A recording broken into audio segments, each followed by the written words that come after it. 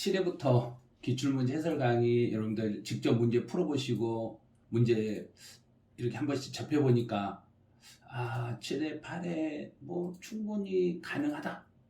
이 정도면 돼. 그러니까 이제 매번 문제가 올라오면 선생님 제가 문제 한번 풀어보고 제가 선생님 몇 개 맞았는가 제가 밑에다 댓글을 달게요. 그래서 여러분들이 직접 한번 풀어보시고 선생님 저 이번에 몇 개 맞았어요 하고 밑에다 글을 한번 남겨보세요. 그리고 주로 많이 틀린 문제가 어느 부분에서 주로 틀리는지 그것도 글을 한번 남겨보세요. 왜냐면 문제를 풀다 보면 꼭 틀리는 부분이 나와요. 그래서 많이 틀리는 부분에서 안 틀리도록 그 교재 목차에다 표시해가지고 집중적으로 그 부분에 대한 강의를 다시 한번 들어보시고 또 전체적으로 내용을 분석을 할 때 종합 문제 형태로 나온 게 틀리는지 아니면 단답형 형태로 나오는 문제가 틀리는지 이런 걸 점검을 좀 하셔야 돼요.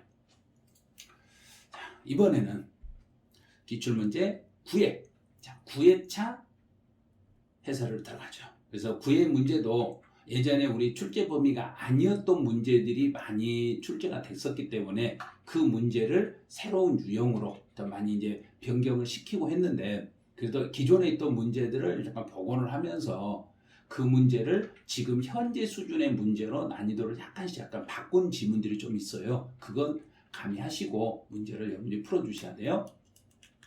자, 25번부터 가보죠. 25번은 다음은 부동산 조세에 대한 내용이다. 틀린 걸 찾아봐라 그랬어요. 자, 그럼 이제 종합부동산세는 국세이고 보유가세고 보통세입니다. 근데 보통세라는 것은 일반 경비를 위해서 사용하는 게 보통세예요. 농어촌 특별세는 지방세 아니죠. 농어촌 특별세 앞에 농어촌 느낌이 농어촌 그러면 지방 농어촌 느낌이 난다고 해서 지방세라고 잡으시면 안 된다 그랬잖아요. 그래서 아무리 농어촌 느낌이 나도 농어촌 특별세는 국세 아시죠? 자 그러면 2번 정답. 취득세는 물납이 불가능하다. 그렇죠. 취득세는 분할납부도 물납도 아예 안 돼요. 등록면허세는 소액징수 면제 규정이 없습니다. 왜냐하면 등록면허세라는 것은 금액이 아무리 작아도 금액이 너무 작아요. 금액이 아주 낮아도 그래도 등록면허세는 최소 6,000원을 납부해야 돼요.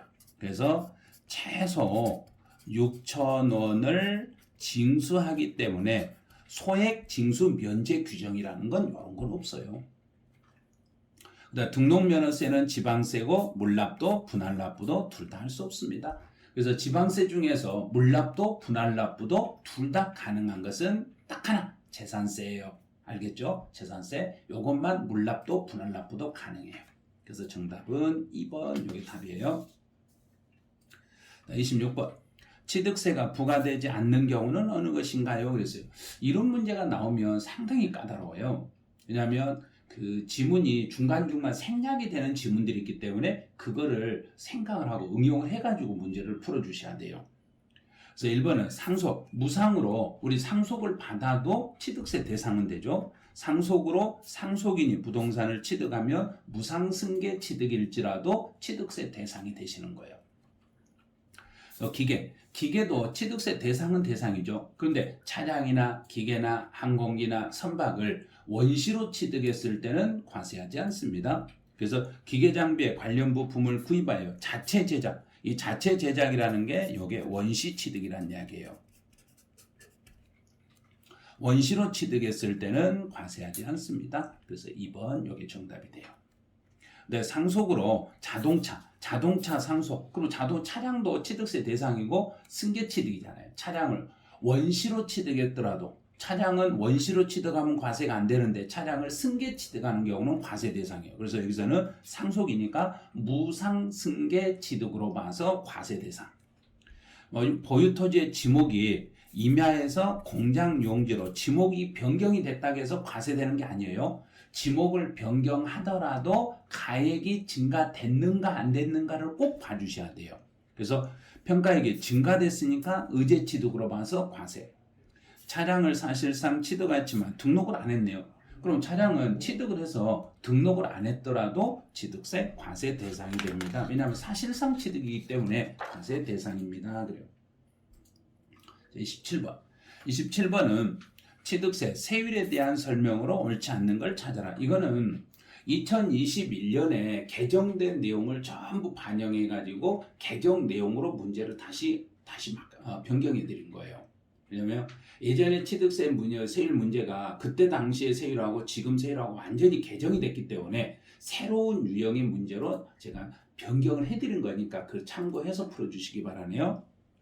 주택을 신축이나 증축한 이후에 그 주거용 건물 소유자가 위에 건물을 신축한 후에 밑에 있는 땅을 취득하게 되시면 그때는 주택의 세율을 적용하지 않습니다. 주택의 세율을 적용하지 않고 그냥 토지의 세율을 적용합니다. 이렇게 가면 돼요. 토지의 세율을 적용합니다. 이제 두 번째요. 조정 대상 지역 내의 주택을 취득하여 조정 대상 지역 내에서 집을 두 번째 집이 됐는데 조정 대상 지역 안에 있는 주택을 취득한 게 두 번째다. 그럴 때는 2배로 중과세. 조정 대상 지역 내에서 세 번째 집이면 이때는 3배가 아니라 4배로 중과세. 4배. 그럼 27번은 3번 이렇게 틀렸어요. 조정 대상 지역에 있는 주택으로서 공시가격이 3억 이상인 주택을 증여했을 때는 그래서 공시가격이 3억 이상인 주택을 증여를 했을 때는 단 1세대 2주택자여야 돼요. 1세대 1주택자가 증여했을 때는 그때는 중과세를 안 하는데 1세대 2주택자가 공시가격이 3억이 넘는 집을 증여했을 때는 4배로 중과세 하겠습니다. 또 법인들이 주택을 취득했을 때는 주택 수에도 상관없이 무조건 4배로 중과세합니다. 그래요. 그래서 이런 경우에 27번 같은 경우는 31회 시험에서는 출제 확률이 엄청 높은 것들이라 이런 것들은 꼭 주의를 해 주셔야 돼요. 28번 문제로 가보죠. 28번은 취득세 과세에 대한 설명으로 옳지 않는 걸 찾아봐라. 자, 1번 공동주택의 개수. 그럼 주택을 개조하고 수리했네요. 그럼 공동주택을 개수했을 때는 시가표준액이 9억 이하의 주택과 관련해서는 그러면 일단 우리 집을 집 수리했다고 해요. 우리 집 개조를 했다고 봐요. 개조를 했는데 우리 주택에 내 집의 시가표준액이 9억이 넘지 않았을 때는 취득세를 부과하지 않습니다. 단 대수선 크게 고치는 것은 과세가 돼야 돼요. 크게 고치는 거 빼고 대수선을 빼고 시가표준액이 9억 이하의 주택에 대해서는 과세하지 않습니다. 이렇게 잡아요. 이제 3번은 기부채납이네요. 기부채납이라는 게 나오면 원칙은 비과세예요. 그런데 단 무상사용권을 받아버렸네. 그럼 무상으로 사용한다. 무상사용권을 받았을 때는 부과하지 않는 것이 아니라 받았을 때는 과세가 돼요. 그래서 28번, 2번이 답이 되는 거죠. 임시라는 단어가 나왔을 때는 무조건 1년. 자, 1년을 따져요. 1년이 안 되는 건 부과하지 않는데 단 1년을 초과하는 경우는 부과합니다. 1년이 넘는 건 과세인데 1년이 넘지 않았을 때는 부과할 필요가 없습니다. 이렇게 잡는 거예요. 대신에 1년이 안 된 임시사용 건축물일지라도 사치하는 재산에 대해서는 사치성 재산에 대해서는 제외하고 그러면 사치성은 제외한다는 이야기는 사치성 재산은 빼고 사치성을 뺀 나머지는 과세합니다. 이렇게 가는 거. 비과세. 그럼 사치성은 1년이 안 돼도 과세. 사치성은 1년이 안 돼도 과세예요. 근데 만약에 사치성을 제외한 나머지들은 사치성을 뺀 나머지들은 1년이 안 되는 건 비과세. 사치성 재산에 대해서는 예외적으로 1년이 넘지 않았을지라도 과세 대상 이렇게 잡으시면 돼요. 신탁에서는 위탁자로부터 수탁자에게 이렇게 넘어가는 것은 취득세 비과세예요. 그다음 5번처럼 이제 기부 체납이 났는데 여기서는 타인에게 매각이나 증여를 했을 때 국가에게 증여 넘겨요. 기부 체납하기로 했다가 이걸 타인에게 매각이나 증여를 했을 때는 예외적으로 취득세가 부과되겠습니다. 그래요. 타인에게 매각이나 증여를 했을 때는 예외적으로 과세 대상이 돼버리겠습니다. 그래서 정답은 2번이었네요. 이제 29번은 재산세에 대한 설명으로 옳은 걸 찾아봐라 그랬어요. 1번은 토지에 대한 재산세는 토지는 9월 16일에서 9월 30일. 네, 주택에 대한 재산세는 20만 원 초과했으니까 건물분, 토지분으로 나누면 안 돼요. 주택은 전체 중에 2분의 1, 2분의 1로 나눠서 2분의 1은 7월달, 나머지 2분의 1은 9월달. 재산세는 특별 징수가 아니라 보통 징수 방식으로 세금을 징수합니다. 재산세는 500을 초과하면 2개월 안에 분할한다. 500이 아니라 250만을 초과해야죠. 250을 초과하면 2개월 안에 분할할 수 있고, 토지 및 건축물의 공시가격에 관계없이, 토지하고 건축물은 그랬네요. 땅하고 건물은 우리 세부담의 상한제는 100분의 150을 상한으로 하는 거예요. 그러면 옳은 걸 찾아라. 그래서 5번 이게 정답이 되는 거예요. 30번 문제로 가보죠. 재산세 과세 대상 토지 중에서 분리과세되는 토지는 몇 개인가? 엄청 어렵겠네 이거. 근데 예전에는 이렇게까지 심하게 문제를 나오진 않았어요. 근데 지금 유형으로 바꾸다 보니까 이런 유형으로 바뀐 거예요. 이제 터미널, 자동차 중에 터미널 나오면 분리과세. 해원제 골프장, 사치니까 분리과세. 근데 군 지역에 있는 공장으로서 기준 면적 이내의 공장용 건물에 딸린 토지다. 그럼 기준 면적, 여기서 군 지역, 지방에 있는 공장으로서 입지 기준 면적, 생산 쪽으로 사용하는 면적이니까 분리과세. 근데 무허가, 허가받지 않는 건물의 부속 토지는 이건 나대주로 봐서 종합합산과세. 이런 경우는 종합합산과세. 네, 염전으로 사용, 염전, 소금 생산하고 있으니까 분리과세. 그다음에 자동차와 관련되는데 터미널이란 말이 없죠. 터미널이라는 문구가 없으면 이런 것은 여기는 별도 합산과세. 여기는 별도. 그다음에 이제 법인 묘지용 토지다. 법인 묘지용 토지는 영업활동에 사용하는 우리 상가 토지로 봐서 별도 합산과세. 그럼 분리과세 되는 토지를 찾아라 그랬으니까 분리과세 하나, 둘, 셋, 넷. 네 개네요. 4번. 그래서 30번은 4개, 4번. 이렇게. 근데 문제를 풀다 보면 이렇게 개수 문제가 나오면 반드시 옆에다 쓰셔야 돼요. 분리과세, 종합 다 쓰시고, 그리고 개수를 정확히 찾아가지고, 한 번 딱 찾아가지고 개수 4개가 딱 나오잖아요. 근데 이게 체크할 수밖에 없어요. 왜냐면 다 이게 잘못하면 2분, 3분 계속 흘러가다 보니까 개수 문제가 나왔을 때는 과감하게 내가 탁 풀었을 때 정확하다. 그럼 오케이. 그리고 바로 넘어가는 그런 용기가 필요하세요.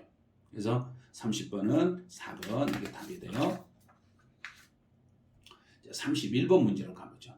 재산세 비과세에 대한 내용으로 옳지 않는 걸 찾아라. 자, 그럼 첫 번째로 철거. 철거라는 말이 나오면 건축물은 비과세. 밑에 있는 땅은 과세. 국어 당연히 비과세. 환경지구. 임야에서 환경지구. 환경지구 안에 있는 임야는 분리과세. 보존지구 안에 있는 임야가 비과세. 그래서 3번 이렇게 답이 돼요. 31번은 3번이 답이 되는 거예요. 그 다음에 비상시 그러면 정부에서 특별히 관리하고 있는 것들이기 때문에 비과세. 최종님이나 시험님도 정부가 좋은 씨앗을 재배하기 위해서 관리하고 있는 나무들이죠. 이것도 비과세. 그럼 정답은 3번. 이제 32번은 양도소득세, 양도로 보지 않는 거. 양도가 아니다. 그럼 양도가 아니란 이야기는 물건이 넘어가고 대가를 유상으로 받았어야 되는데 대가 관계가 있으면 양도로 봐요. 그런데 대가 관계가 없으면 양도로 볼 수가 없어요. 현물 출자는 유상 이전이라 양도. 이제 부담부 증여 시 증여자 채무를 인수했으니까 유상으로 이전이니까 양도. 교환 양도. 양도 담보네요. 채무의 변제를 담보하기 위한. 그러면 양도 담보는 이렇게 해요. 원칙은 양도가 아닙니다. 양도 담보는 원칙은 양도가 아니에요. 그런데 예외적으로 채무 변제에 충당이 되면 그때는 소유권 이전이기 때문에 양도로 봐요. 그런데 여기서는 아무런 말이 없잖아요. 아무런 말이 없으니까 4번 이걸 답으로 하셔야 돼요. 그다음 5번은 공유 토지의 지분을 변경하면서 지분이 변경되면서 대가를 받았다. 여기서 양도소득세에서는 아무 말이 없어도 아무런 말이 없어도 지분이 변경되면 지분의 감소로 이렇게 해석을 해주셔야 돼요. 감소되고 대가를 받았으니까 내 지분을 상대방한테 넘기고 대가를 받았으니까 양도 이렇게 보는 거예요. 그래서 정답은 4번이네요. 자, 33번. 양도 및 취득 시기에 대한 내용으로 틀린 걸 찾아봐라 그랬어요. 1번은 대금을 청산하기 전에 등기를 먼저 했으니까 등기 접수입. 상속을 받으면 상속 개시일. 근데 3번은 이제 수용이라는 단어가 나왔을 때 푸는 요령 알죠? 수용이 나오면 반드시 뒤에 문구 중에 수용 개시를 넣으세요. 자, 수용 개시 찾아요. 수용 개시 넣고 빠른 날 이렇게. 수용이 나왔을 때는 반드시 수용 개시일 중에서 빠른 날 이렇게 잡으시면 돼요. 네, 3번은 완성. 완성이 나왔을 때는 아직 중간에 미완성인 상태에서 아직 완성이 안 된 상태에서 소유권을 넘겨줄 수는 없는 거죠. 그래서 미완성인 상태에서 대금을 취급했더라도 나중에 그 목적물이 완성이 되면 그때를 양도 및 취득 시기로 잡으시면 돼요. 네, 환지 처분으로 인하여 면적이 증가됐네. 그럼 환지 처분으로 면적이 증가되면 증가된 면적은 옛날에 있었던 면적이 아니라 새로운 면적이기 때문에 환지 처분 공고를 하고 플러스 그 다음 날에 효력이 발생하는 거예요. 그래서 다음 날이 있어야 되는데 다음 날이 빠졌기 때문에 5번 이렇게 답을 하시면 돼요. 그래서 33번은 5번이 답이 됐네요. 이제 34번으로 가보죠. 34번 같은 경우는 이제 그 당시에 우리 9회 때 시험에 나왔던 실제 기출문제의 유형이에요. 그래서 취득 시기의 의제, 취득 시기 결정을 취득가액 산정의 중요한 요소가 되는데 여기서는 의제 취득 시기인데 이 중에서 의제 취득 시기인데 부동산은 그랬어요. 아주 오래된 부동산은 그러면 84년 이전에 취득한 부동산은 85년 1월 1일에 취득한 걸로 보겠습니다. 그래서 부동산은 85년 1월 1일 의제 취득으로 찾고 그 다음에 주식은 86년 1월 1일 85년 말에 취득한 것은 주식은 1986년 1월 1일을 의제 취득일로 잡겠습니다. 이렇게 돼요. 그래서 부동산은 85년 1월 1일, 주식은 86년 1월 1일을 의제 취득일로 잡아요. 그럼 34번은 2번이 답이 되는 거예요. 35번 문제로 가보죠. 35번은 노부모 봉양을 위하여 세대를 합친 경우에 1세대 1주택 비과세 특례에 대한 설명이다. 옳지 않는 거. 그럼 노부모 봉양을 할 때는 내가 집을 한 채 가지고 있고 또 부모님도 한 채를 가지고 있어야 돼요. 집 1주택을 소유한 자가 1주택을 소유하고 있는 자를 보유하고 있는 직계 존속과 세대를 합치셔야 돼요. 여기서 직계 존속에는 배우자의 직계 존속도 포함이 돼요. 그래서 배우자의 직계 존속도 포함합니다. 대신에 합친 날 현재 2주택 모두 2년 보유 이런 조건은 없어요. 왜냐하면 합친 날 현재 2년 보유 요건을 충족하는 게 아니라 이제 합치고 나서 10년 안에 둘 중에 하나만 팔면 돼요. 주택을 하나씩 가지고 있던 사람이 세대를 합쳐가지고 합친 날로부터 10년 안에요. 10년 이내에 그 중에 하나를 양도하면 돼요. 먼저 양도하는 주택이 1세대 1주택의 혜택을 받는 거예요. 근데 봉양의 대상은 1주택을 보유하고 있는 60세 이상의 직계 존속이고 만약에 직계 존속 중에 한 분이라도 60세만 넘으시면 돼요. 두 분 중에 한 분만이라도 60이 넘으시면 당연히 이거는 세대 합가락에서 비과세 특혜를 받을 수 있습니다. 그래서 정답은 2번 요게 틀렸어요. 36번으로 이제 가보죠. 36번은 이제 실제 양도 차익 계산 시 실질 거래가액으로 계산할 때 납세 의무자가 증빙 서류를 제출하는데 증빙 서류가 미비하고 허위. 그럼 허위다. 그럼 증빙 서류가 없으면 실질 가격을 확인할 수 없잖아요. 그래서 확인할 수 없으니까 추계 방법을 쓰는 거예요. 추계 방법을 쓰는데 취득 가액을 추계할 때는 우리 취득 가격을 추계할 때는 순서 매, 감, 환, 기 순서로 가면 돼요. 그래서 기억이 1번, 매감, 디귿이 2번, 그 다음에 니은이 그럼 답은 2번이네요. 매감, 환기 순서로 가면 돼요. 37번에 가보죠. 37번은 필요 경비로 인정되지 않는 걸 찾아라. 그 1번은 사업자가 구분 계상한 현재가 차린 차금. 현재가 차린 차금은 추가 부담 이자라고 그랬죠. 내가 추가로 부담해야 될 이자를 장부상에 계상을 했으니까 그 금액만큼은 필요 경비로 인정이 돼요. 그 다음에 취득, 양도에 따른 매매계약서 작성 시 납부한 인지세, 이것도 실제 지불한 돈이기 때문에 필요 경비로 인정이 돼요. 그런데 건물, 도장, 페인트 칠하는 것은 요거는 수익적 지출이에요. 그래서 수익적 지출액은 필요 경비로 인정이 안 되니까 37번은 3번이 답이 되는 거예요. 그다음에 취득 자산의 소유권 확보를 위해서 소송. 그러면 취득과 관련된 소송 비용은 필요 경비로 인정이 되고, 그다음에 내용 연수를 연장시키거나 가치를 증가시켰다. 이 말은 자본적 지출이라는 뜻이에요.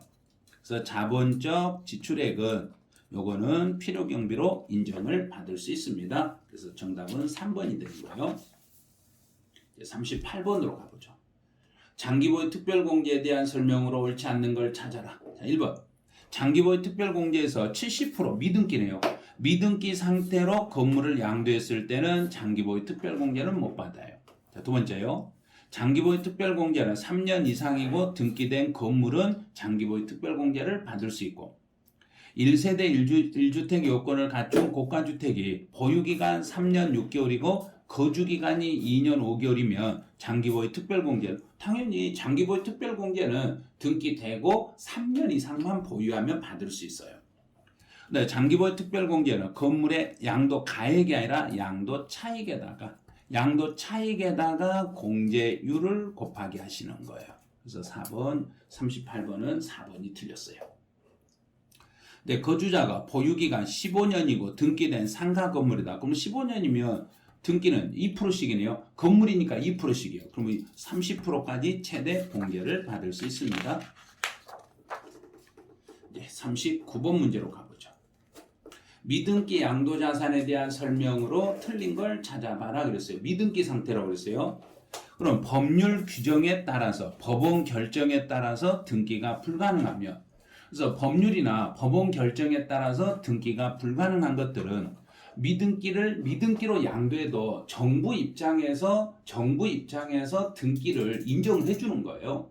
왜냐하면 정부가 등기가 불가능했기 때문에 반드시 등기가 인정된 걸로 봐서 양도소득 기본공제를 받을 수 있습니다. 등기가 된 걸로 봐서 기본공제는 받을 수 있어요.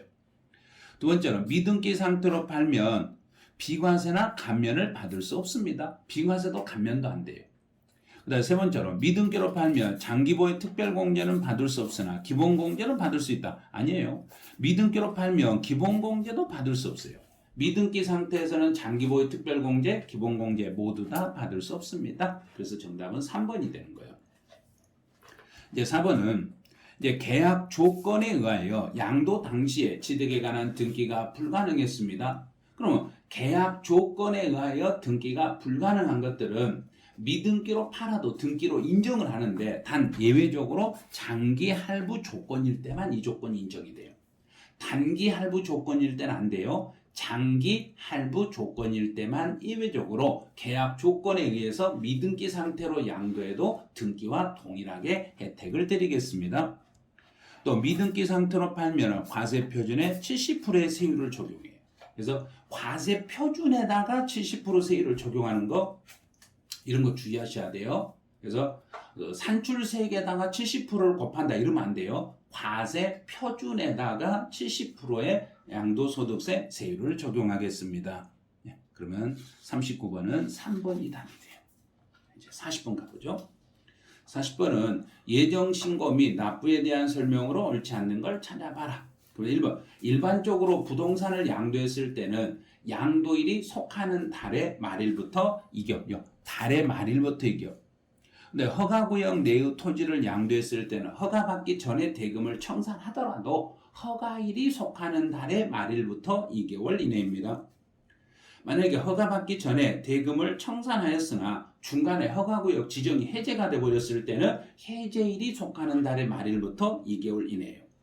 부담부 증여는 양도일이 속하는 달의 말일부터 3개월 이내, 3개월 안에. 네, 주식이나 출자 지분을 양도했을 때는 양도일에 속하는 반기의 말일부터 주식인 경우는 6개월 단위로 한 번씩 신고하면 돼요. 반기의 말일부터 2개월 이내입니다. 그럼 정답은 토지거래 허가구역에서는 허가받기 전에 그랬으니까 대금 청산일이 아니라 허가일이에요. 여기는 허가일이 속하는 달의 말일부터 2개월 이내네요. 그래서 먼저 돈을 지급하고 나중에 허가가 떨어지더라도 그 허가일이 속하는 달의 말일부터 2개월 안에 예정 신고를 하는 거예요. 그런데 허가 대상의 부동산에 대한 양도 시기를 잡을 때는 반드시 대금 청산일로 잡으라 그랬죠. 양도 시기는 대금 청산일이지만 그래서 우리 세금 신고할 때는 허가 대상인 부동산을 허가받기 전에 돈을 먼저 줬더라도 세금 신고는 허가일이 속하는 달의 말일부터 2개월 이내였습니다. 그래요. 그래서 40번은 2번 정답이 돼요. 여기까지 이제 9의 해설을 마치는데 여러분들 7회, 8회, 9회 이제 한 3번 정도 이렇게 연습을 해보니까 계속 이제 자신이 생기시죠? 조금씩 자신이 좀 생기신가요? 아니면 갈수록 어디로 숨고 싶은가요? 에이, 어느 정도 이제 이 정도 문제가 이렇게 딱 나오면 큰 범위를 크게 볼 수 있잖아요. 어느 부분에서 문제가 이렇게 출제되는지 이제는 대략 내가 세법 문제가 어디서 어떻게 문제가 출제된지 알겠구나. 그럼 이제 10회 해설도 기대되시죠? 여러분이 10회 기대하신다. 그러면 선생님 이제 좋아요 막 눌러주셔야 돼요. 자, 그리고 구독도 눌러놓으시고 구독은 아마 다 눌러놓으셨을 거예요. 여러분들이 구독, 좋아요 많이 부탁하시고 그리고 또 주변에 있는 많은 분들에게 이 송은세법 튜브 많이 홍보해가지고 여러분이 같이 볼 수 있도록. 그래서 세법하면 송은세법 아시죠? 그래서 여러분들은 기출문제만 이렇게 풀고 시험장에 가셔도 충분하다는 거예요. 그래서 기출문제 최근에 몇 회만 3회분만 이렇게 푸는 게 아니라 7회부터 31회까지 이 기출문제를 전체를 한번 풀어보시면 여러분들의 자신감 생기실 거예요. 자, 그럼 이제 9회 해설은 여기서 마치죠. 안녕.